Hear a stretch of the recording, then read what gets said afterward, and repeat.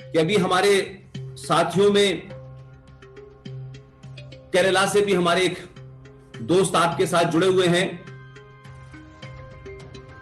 ये environment day जो 5 तारीख को भारत में कल था, आपके यहां आज होगा। आप सोचिए कि मानवीयता की बातें करने वाले लोग, इंसानियत की बातें करने वाले लोग और कुछ स्लोगन को विज्ञापन की तरह इस्तेमाल करने वाले लोग कि अगर एक किसी इंसान की कत्ल होता है तो इंसानियत का यह कत्ल है। जिनकी किताब में यह लिखा है या नहीं लिखा है, लेकिन इसका प्रचार बहुत हुआ है। लेकिन ये प्रचार करने वाले लोग केरला में जो सनातनी हिंदुओं के देवी देवताओं में एक रूप है भगवान गणेश का, और केरला में तमाम मंदिरों में हाथियों का जो रोल है, उनकी पूजा होती है। उनको हम एक दूसरे नुक्ते नजर से देख सकते हैं। वो हमारी संस्कृति का हिस्सा है, हमारी भावनाओं का हिस्सा है। जो एक इंसान के मारने पे पूरी दुनिया को कहते हैं कि पूरी दुनिया का कत्ल है, इंसानियत का कत्ल है। ये विज्ञापन सुनते सुनते आज हम लोग इतने बड़े हो गए। उन्हीं लोगों ने केरला के अंदर एक 15 साल की प्रेग्नेंट गर्भवती एक हथनी को एक नई डिवाइस निकाली कि पाइनएप्पल के अंदर तमाम विस्फोट भरे और उसको खिला दिया।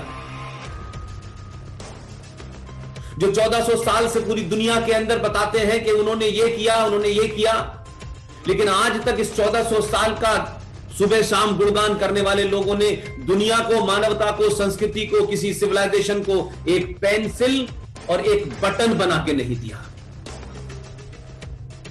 लेकिन 1400 साल में आपकी धरती के 2 टुकड़े करके एक मुल्क बनाया पाकिस्तान। उस पाकिस्तान ने अगर कोई इजाद किया तो सिर्फ एक ही चीज इजाद की, जिसको कहते हैं मानव बम। और केरला आप जानते हैं कि कैसा एक राज्य है। उस राज्य में भी नए नए किस्म के इजाद होते हैं, और उस इजाद में पिछले कई सालों में 600 हाथियों की हत्याएं की गई। ये वो लोग कर रहे हैं जो मानवता को बताते हैं कि इंसानियत का कत्ल सिर्फ एक आदमी के मरने से पूरी इंसानियत का कत्ल होता है। जिसका गुणगान और जिसका विज्ञापन ये कर रहे हैं, उन्होंने 600 हाथियों को मारा है।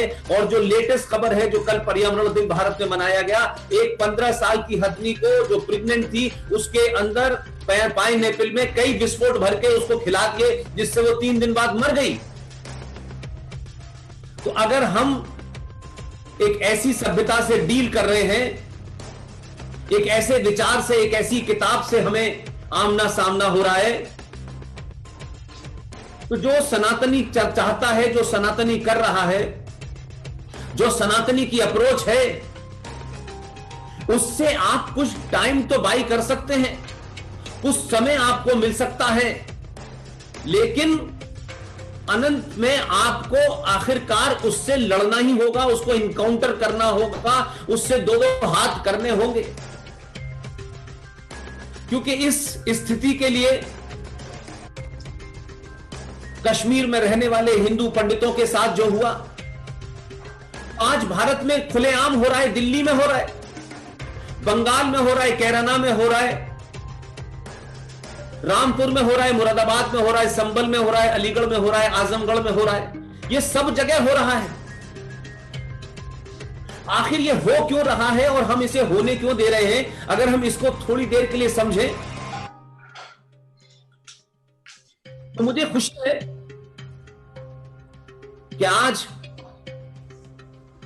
यूएस से लेकर के यूके और ऑस्ट्रेलिया और तमाम देशों में और भारत के हर राज्य के अंदर कम से कम आपकी बात को, कम से कम सच सुनने वालों की गिनती बढ़ी है।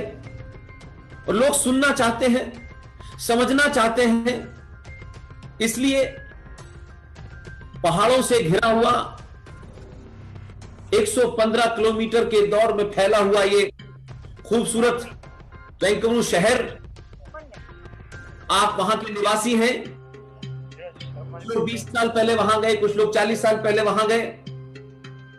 लेकिन मैं खास तौर से आप तमाम सारे लोगों ने, चाहे देवतोष जी हो, भट्ट साहब हो, सुरेंद्र शर्मा जी हो, सुनील चौधरी हो, विद्याभूषण जी हो, रविंद्र पंडित जी हो, नीमा जी हो, तमाम सारे लोग जो आज वैंकूवर में इकट्ठे हुए हैं, ये इस बात को दर्शाता है कि समय ने आपको उस मोड़ पे पहुंचा दिया है कि अगर इस लम्हे, इस क्षण, इस मोमेंट भी अगर किसी कारण से जाति के नाम पे, क्षेत्र के नाम पे, भाषा के नाम पर अपना तेरा मेरा, छोटा बड़ा, ऊंच नीच, अगर इससे मानसिकता से सनातनी बाहर नहीं निकले, जो पिछले 1000 साल की गुलामी के कारण उनके जहन में भर दिया गया है, तो इस लड़ाई को आप नहीं जीत सकते। हमारे दौर में चीजें कुछ आई, दुनिया की कुछ खोज है जिसके कारण मैं और आज आप आमने सामने बैठे हुए हैं। हमें इसका भरपूर प्रयोग करना चाहिए।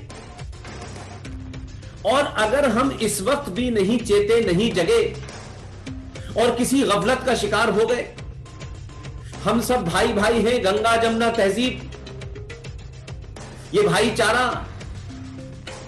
अरे अगर भारत में इस 1400 साल पुरानी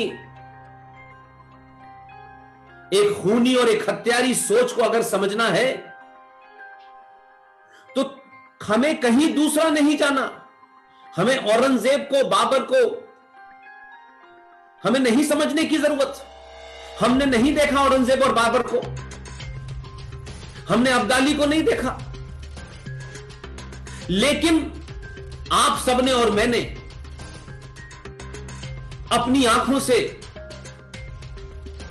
1990 देखा है। और 1990 को बताने के लिए आपको इतिहास में जाने की जरूरत नहीं है। भारत की धरती पर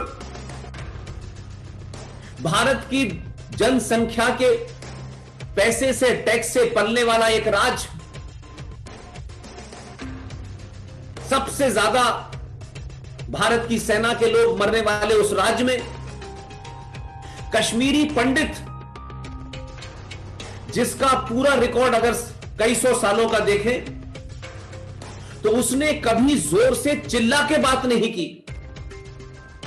पत्थर उठाना, गाली देना, हथियार उठाना तो उसने कभी सोचा ही नहीं, उसके डीएनए का हिस्सा ही नहीं था। लेकिन जो लोग ये कहते थे कि हमें कश्मीरियत चाहिए, हमें जमहूरियत चाहिए, हमें इंसानियत चाहिए, आप सोचिए, हमारे सामने जीते जागते रविंद्र पंडिता जी से लेकर के राहुल पंडित,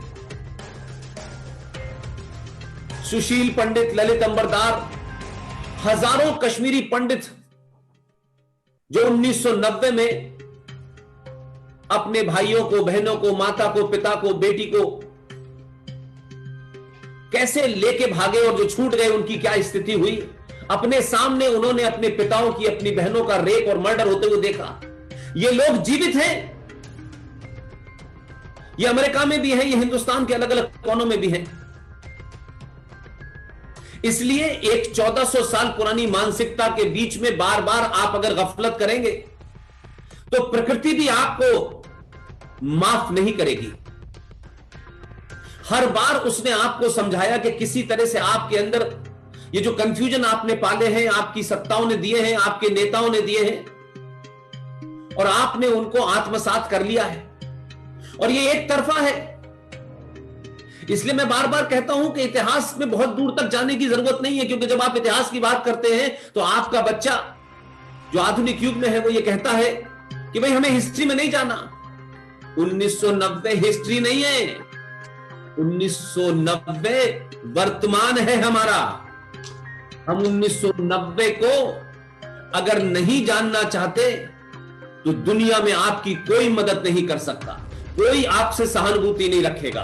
दुनिया में लोग कहेंगे कि आप पहले लोग हैं, एक बार एक्सपेरिमेंट कीजिए, 2 बार एक्सपेरिमेंट कीजिए, लेकिन जब कश्मीरी पंडितों को 7वीं बार उनका पलायन, उनकी अपनी धरती कश्यप ऋषि की धरती से, कश्यप ऋषि के वंशजों को मार के, बलात्कार करके, लूट के, कत्ल करके जब उन्हें निकाला, तब सोचिए कि इस देश के लोगों को नहीं पता था। मैं कश्मीरी पंडितों को कभी दोष नहीं देता हूं, इसलिए नहीं, उनके बारे में लोग बहुत कुछ कहते हैं।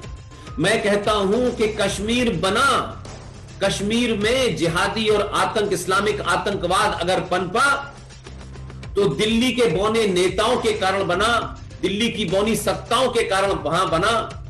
और इस देश के सनातन ने जो चुप्पी साधी, जो देखने की आपकी जो निगाह थी वो उधर गई नहीं, और आप अपने छोटे छोटे एजेंडों में लगे हुए थे।